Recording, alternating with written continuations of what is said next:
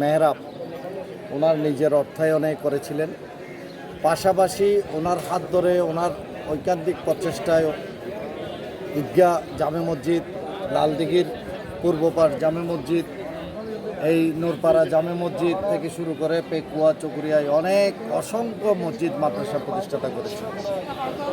তো এই দিনই প্রতিষ্ঠার পাশাপাশি উনি সমাজের অবহেলিত জনগণের জন্য প্রতি বছরের ন্যায়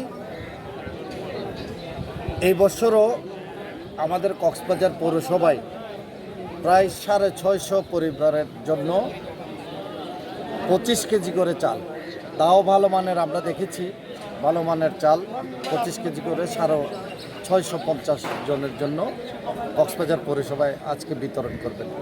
দিচ্ছেন, চাল বিতরণ করছেন, একটা পরিবারের জন্য এটা বড় পাওনা। আমি মানুষের পাশে এই ঈদ উপহার হিসাবে সামান্য উপহার নিয়ে আমরা দাঁড়াতে পারছি।